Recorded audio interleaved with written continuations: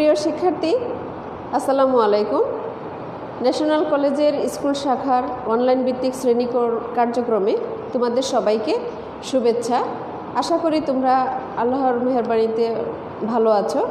আমিও আলহামদুলিল্লাহ ভালো আছি। তো প্রিয় শিক্ষার্থী, আমি আজকে অষ্টম শ্রেণীর বিজ্ঞান দ্বিতীয় অধ্যায় থেকে আলোচনা করব। তোমরা অবশ্য মনোযোগ সহকারে ক্লাসটা দেখবে এবং পাশাপাশি যদি কোনো প্রশ্ন থাকে বা কোনো প্রবলেম হয় কমেন্টসের মাধ্যমে জানাবে। তো প্রিয় শিক্ষার্থী, দ্বিতীয় অধ্যায় হচ্ছে জীবের বৃদ্ধি ও বংশগতি। জীবের বৃদ্ধি ও বংশগতি এই ক্ষেত্রে যদি আমরা আলোচনা করতে চাই, সেক্ষেত্রে প্রথমেই আসবে জীবের বৃদ্ধি। জীবের বৃদ্ধিটা আসলে কিভাবে হয়ে থাকে? তো জীবের বৃদ্ধি তখনই হবে যখন জীবকোষের বৃদ্ধি হয়ে থাকবে। তো প্রিয় শিক্ষার্থী, জীবকোষের বৃদ্ধি হলেই জীব বৃদ্ধি পেতে থাকে। আমি জীবকোষের বৃদ্ধির সম্পর্কে বলার আগে একটু দেখে নিই তোমরা কে কে অংশগ্রহণ করেছ। ফাহিম নায়েম অর্থাৎ শাহরিয়ার ফাহিম অংশগ্রহণ করেছ। আরও কে আছো? হামজা ইমাম সালাম জানিয়েছ। ওয়ালাইকুম আসসালাম।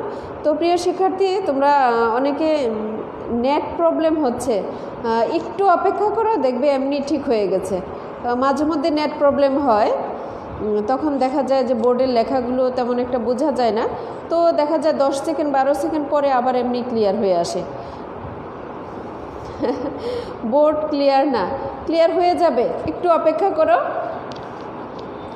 তো বলছিলাম জীবের বৃদ্ধি তখনই সম্ভব যখন জীবের কোষ বিভাজন বা কোষের সংখ্যার বৃদ্ধি হয়ে থাকবে। তো প্রিয় শিক্ষার্থী, কোষের সংখ্যা বৃদ্ধির আগে আমরা জেনে নেই কোষ কি।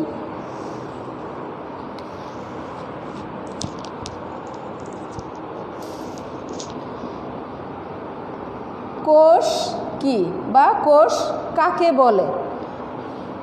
কোষ হচ্ছে জীবদেহের গাঠনিক একক। প্রিয় শিক্ষার্থী, জীবদেহের গঠন তখনই সম্ভব হবে যখন কোষের গঠন সম্পন্ন হবে, অর্থাৎ কোষ বারবার বিভাজিত হয়ে একটা থেকে দুইটা, দুইটা থেকে চারটা এভাবে বিভাজিত হতে থাকবে, তখনই দেহের বৃদ্ধি হতে থাকবে, অর্থাৎ জীবের বৃদ্ধি হতে থাকবে। তো এই কোষ কাকে বলে? জীবদেহের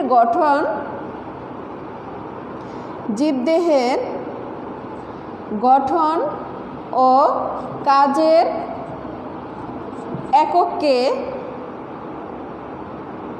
কোষ বলে।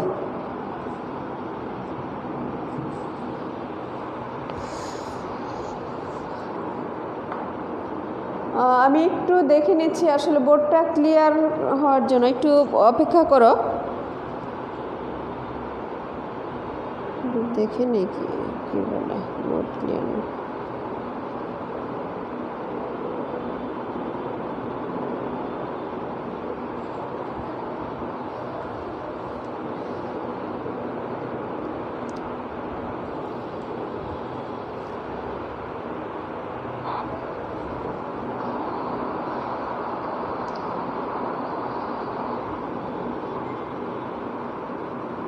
প্রিয় শিক্ষার্থী, বোঝা যাচ্ছে এখন জীবদেহের গঠন ও কাজের একককে কোষ বলে। এই কোষ দেহের কোথায় থাকে? প্রিয় শিক্ষার্থী, এই কোষ দেহের কোথায় থাকে? এই কোষ হচ্ছে আমাদের সম্পূর্ণ দেহের মধ্যে, আমাদের সম্পূর্ণ দেহটাই কিন্তু কোষ দ্বারা গঠিত। এখন সেটা কিভাবে?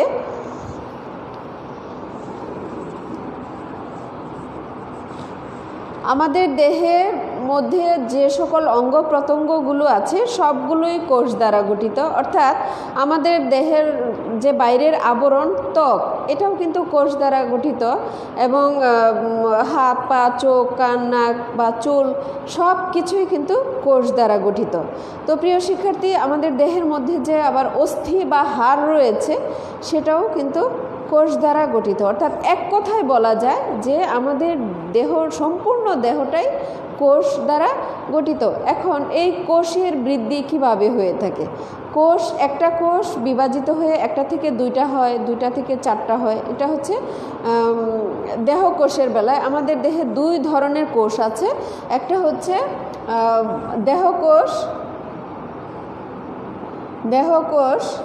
আরেকটা হচ্ছে জনন কোষ।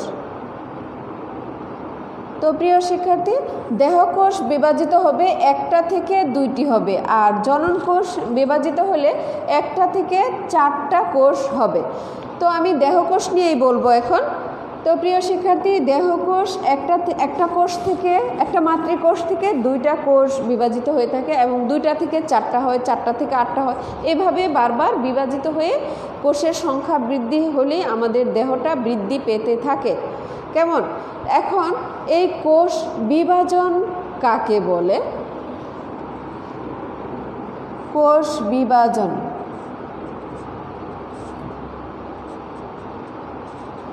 প্রিয় শিক্ষার্থী, কোষ বিভাজন কাকে বলে?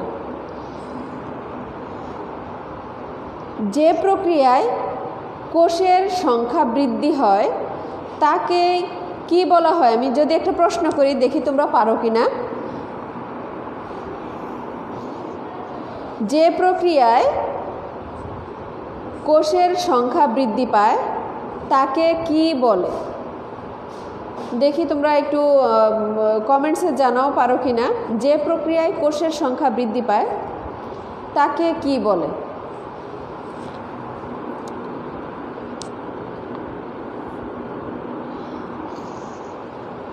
প্রিয় শিক্ষার্থী, যে প্রক্রিয়ায় কোষের সংখ্যা বৃদ্ধি পায়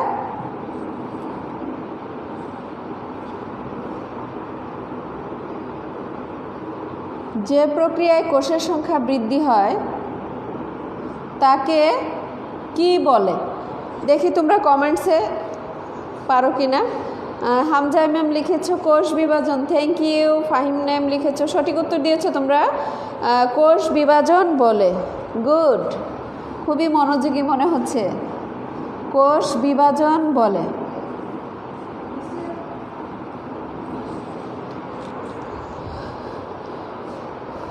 ধন্যবাদ তোমাদেরকে সঠিক উত্তর দেওয়ার জন্য। তো প্রিয় শিক্ষার্থী, এই কোষ বিভাজন এটা হচ্ছে ডিম্বাণু যখন নিষিক্ত হওয়ার পরে বহুকোষী জীবের জীবনটা শুরু হয় একটি মাত্র কোষ থেকে।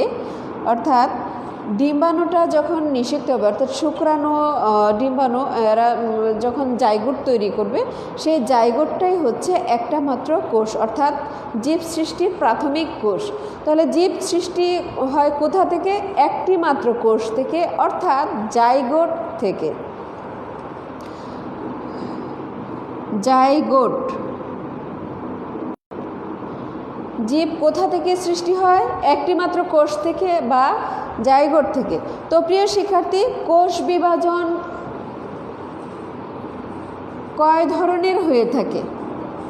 কোষ বিভাজনটা 3 ধরনের হয়ে থাকে, 3 প্রকার। 1 নাম্বার হচ্ছে অ্যামাইটোসিস,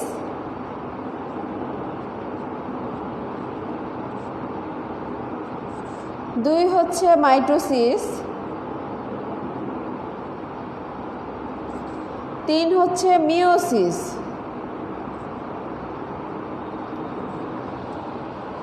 কোষ বিভাজন 3 প্রকার: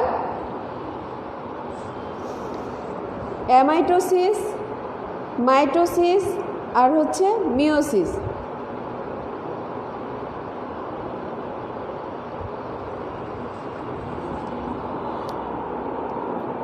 অ্যামাইটোসিস কোষ বিভাজন কোথায় সংঘটিত হয়? অনুন্নত শ্রেণীর জীবের মধ্যে, অনুন্নত এবং অণুজীব এদের মধ্যে কিন্তু অ্যামাইটোসিস কোষ বিভাজন হয়ে থাকে। অণুজীব কোনগুলো? অণুবীক্ষণ যন্ত্র দিয়ে যে জীব দেখা যায় সেটা হচ্ছে অণুজীব। আর অনুন্নত বা নিম্ন শ্রেণীর জীবের মধ্যে অ্যামাইটোসিস বিভাজন সংঘটিত হয়ে থাকে। এই বিভাজনটা কিভাবে সংঘটিত হয়? এই বিভাজন হচ্ছে সরাসরি 2 ভাগে বিভক্ত হয়ে থাকে। অর্থাৎ একটা কোষ, এটা হচ্ছে কোষ প্লেট, আর এটা হচ্ছে এই কোষের মধ্যে যে নিউক্লিয়াস থাকবে সেটা হচ্ছে সুগঠিত থাকে না, অর্থাৎ নিউক্লিয়াসের মধ্যে অনেক কিছু থাকে না, শুধু রাইবোজোম দানা থাকে বা একটা থাকে না এরকম, অর্থাৎ সুগঠিত নিউক্লিয়াস নয়। এই অ্যামাইটোসিস কোষ বিভাজনের বেলায় এই নিউক্লিয়াসও কী হবে, সরাসরি বিভক্ত হবে এবং পাশাপাশি সাইটোপ্লাজমও সরাসরি বিভক্ত হবে, অর্থাৎ একটু ডাম্বেল আকৃতির। আমরা যখন কোনো একটা খাবার যখন ভাগ করতে যাই, একটু শক্ত হলে, যেমন পাউরুটি টাইপের, মাঝখান দিয়ে আমরা এভাবে চাপ দিয়ে ভেঙে ফেলি, ঠিক এটা যেহেতু জীব সেক্ষেত্রে ওরকম সরাসরি চাপ দিয়ে ভেঙে যায় না, কিন্তু এটা এইভাবে খাঁজ কেটে ভাগ হতে থাকে। তো প্রিয় শিক্ষার্থী, এভাবেই নিউক্লিয়াসটাও এভাবেই বিভক্ত হতে থাকে। এরকম হয়ে আস্তে আস্তে এটা পৃথক হয়ে যায়, আস্তে আস্তে দেখা যাবে এটা চেপে গেছে, এভাবে চেপে যাচ্ছে, তো পরবর্তীতে দেখা যায় এরকম একটা পৃথক হয়ে গেল।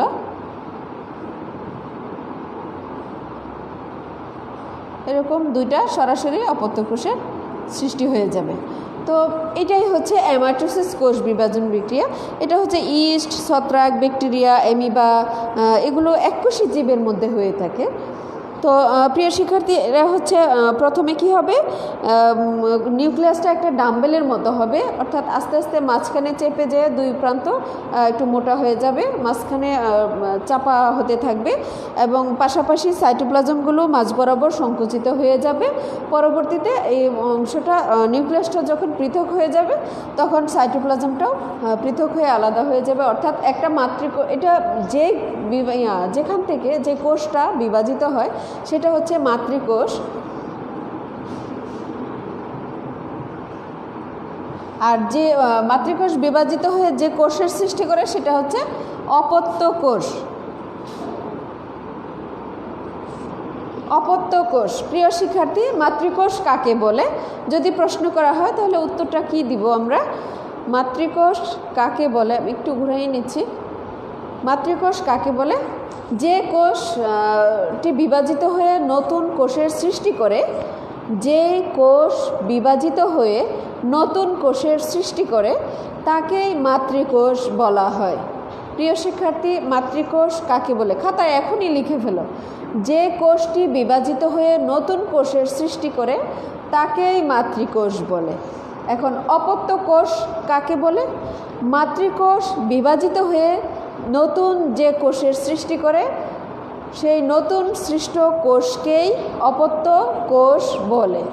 মাতৃকোষ, আবারও বলছি, মাতৃকোষ বিভাজিত হয়ে নতুন যে কোষের সৃষ্টি করে সেই সৃষ্ট নতুন কোষকেই অপত্য কোষ বলে। কেমন? খাতায় লিখে নিবা। তো এই ছিল। আর এই অ্যামাইটোসিস কোষ বিভাজন, এখানে আরেকটা কথা আছে যে অ্যামাইটোসিস কোষ বিভাজন যেহেতু সরাসরি একটা মাতৃকোষ বিভাজিত হয়ে অপত্য কোষের সৃষ্টি করে, সেই জন্যই অ্যামাইটোসিস কোষ বিভাজনকে প্রত্যক্ষ কোষ বিভাজন বলে। প্রত্যক্ষ কোষ বিভাজন। এখন প্রশ্ন থাকতে পারে, প্রত্যক্ষ কোষ বিভাজন কাকে বলে? মিস, বোঝা যায় না, সেটা কি লেখা নাকি কথা?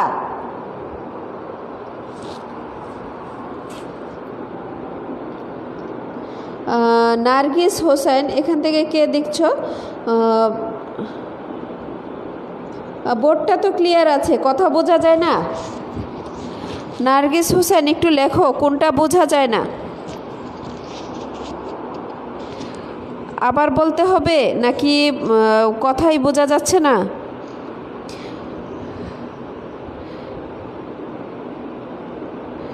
নেটে প্রচুর প্রবলেম।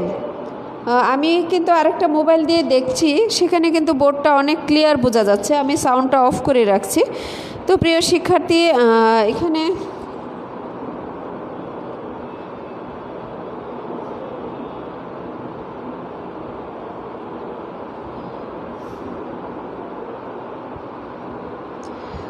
আসলে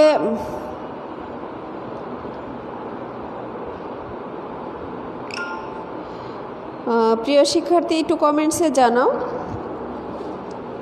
নেটে প্রচুর প্রবলেম, কিন্তু বোর্ড ক্লিয়ার আসতেছে তো।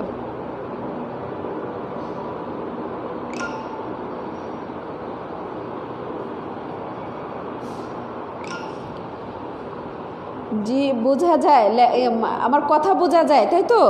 আচ্ছা, ঠিক আছে। তো তো বলছিলাম, প্রত্যক্ষ কোষ বিভাজন কাকে বলে?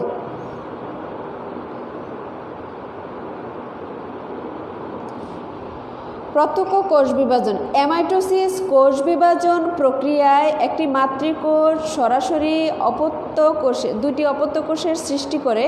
সেজন্যই অ্যামাইটোসিস কোষ বিভাজনকে প্রত্যক্ষ কোষ বিভাজন বলে।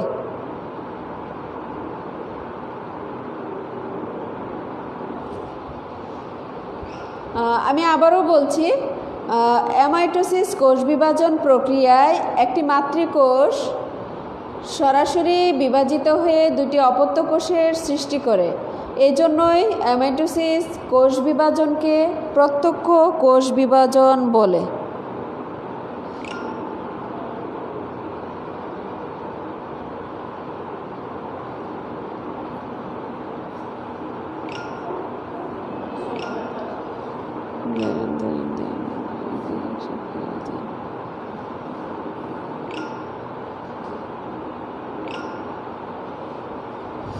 তো প্রিয় শিক্ষার্থী,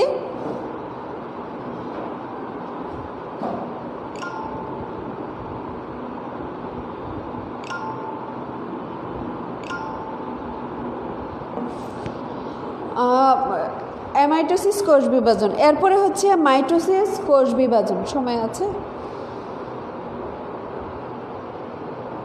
43 বাজে।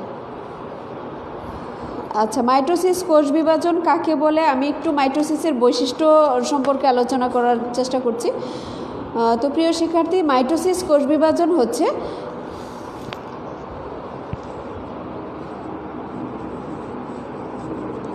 একটু মুছে নেই।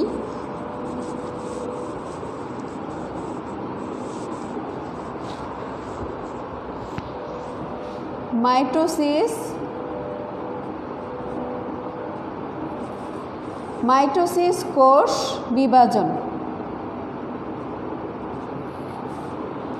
তো মাইটোসিস কোষ বিভাজন কাকে বলে? যে কোষ বিভাজন প্রক্রিয়ায় একটি মাতৃকোষ বিভাজিত হয়ে কোষ বিভাজন প্রক্রিয়ায় একটি মাতৃকোষ একবার বিভাজিত হয়ে সম আকৃতির সমগুণ সম্পন্ন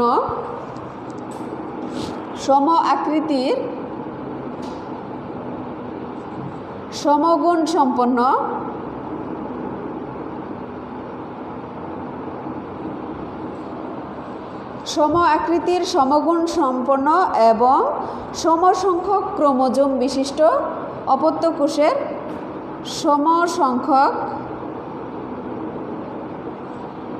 ক্রোমোজোম বিশিষ্ট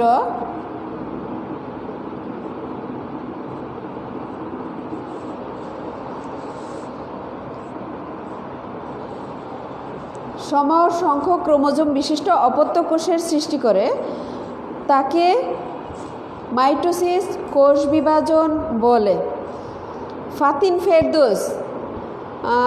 ফেরদৌসকে বলছি, তুমি তোমার জন্ম তারিখটা আমাকে আজকে ফোন দিয়ে জানাবা 1 ঘন্টার মধ্যে, ঠিক আছে?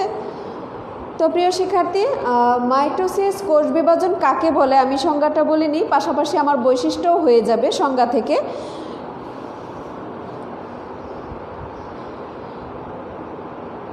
এটা কি কমেন্টস লিখছে? 018416880। আসলে কমেন্টসগুলো শুধুমাত্র ক্লাসের উপরই হওয়া উচিত। নার্গিস হোসেন, এখানে আসলে স্টুডেন্টকে নামটা উল্লেখ করনি। নাম উল্লেখ করবে, প্রথমেই নাম লিখবে, তাহলে আমার বুঝতে সুবিধা হবে। তো প্রিয় শিক্ষার্থী, মাইটোসিস কোষ বিভাজন কাকে বলে এখান থেকে আমি বৈশিষ্ট্যটাও বলবো।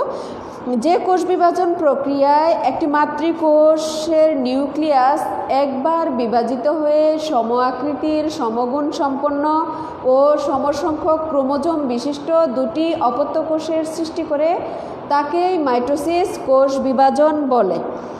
তো প্রিয় শিক্ষার্থী, এই মাইটোসিস কোষ বিভাজন থেকে, এর সংজ্ঞা থেকে আমি তোমাদেরকে বৈশিষ্ট্যগুলো বলার চেষ্টা করছি। মাইটোসিস কোষ বিভাজন দেহকোষে সংগঠিত হয়ে থাকে, এটা হচ্ছে একটা বৈশিষ্ট্য। কোথায় সংগঠিত হয়? দেহকোষে। মাইটোসিস কোষ বিভাজন দেহকোষে সংগঠিত হয় বা দেহকোষে এ ধরনের বিভাজন সংগঠিত হয়ে থাকে।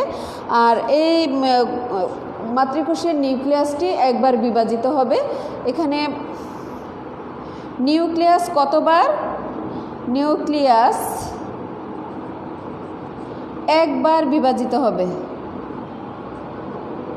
নিউক্লিয়াস একবার বিভাজিত হয়। তো প্রিয় শিক্ষার্থী, এরপরে হচ্ছে মাতৃকোষেরটি বিভাজিত হয়ে সমগুণ সম্পন্ন দুটি অপত্য কোষের সৃষ্টি করে। সম আকৃতি বিশিষ্ট এবং অপত্য কোষের সম আকৃতি বিশিষ্ট ক্রোমোজোম সংখ্যা থেকে। মিস, আপনার নাম্বার কি? আমার নাম্বার তোমার জানা নেই? আচ্ছা, ঠিক আছে, তুমি একটু লিখে নিতে পারো।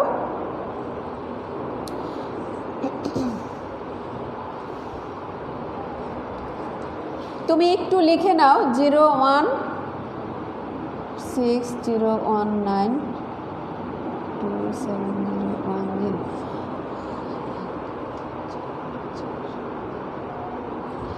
ফাতিন, তুমি একটু বোর্ড থেকে নাম্বারটা লিখে নাও। তো প্রিয় শিক্ষার্থী, তোমার জন্ম তারিখটা বলবে, ঠিক আছে? তো বলছিলাম বৈশিষ্ট্য, যে মাতৃকোষটি বিভাজিত হয়ে সমগুণ সম্পন্ন দুটি অপত্য কোষের সৃষ্টি করে।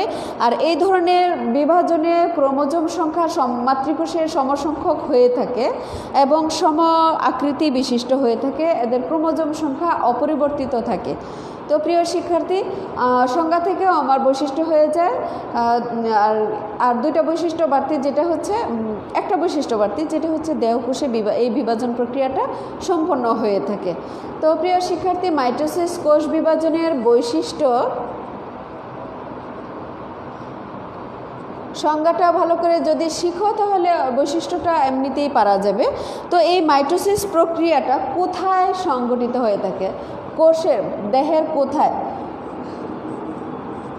মাইটোসিস কোষ বিভাজন প্রক্রিয়াটা দেহের কোথায় সংঘটিত হয়ে থাকে?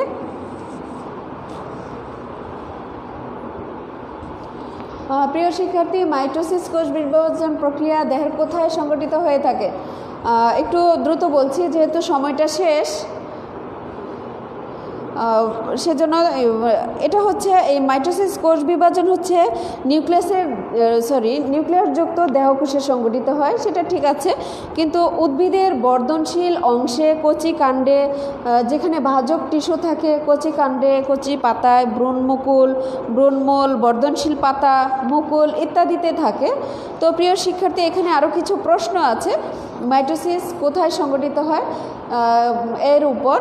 এখানে যেমন মুকুল কি, ভ্রূণমূল কি, বর্ধনশীল পাতা, তারপরে মুকুল কি, এগুলো নিয়ে আমি পরবর্তী ক্লাসে আলোচনা করব। তোমরা মাইটোসিস কোথায় সংঘটিত হয় এই পর্যন্তই শিখবে, কেমন?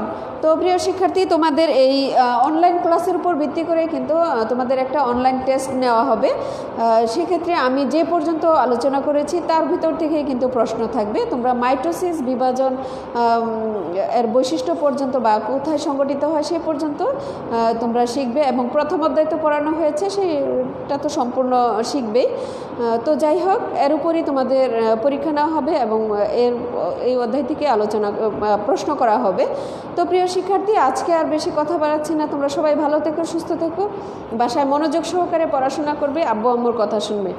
ওকে, আল্লাহ হাফেজ, সবাই ভালো থেকো, আসসালামু আলাইকুম।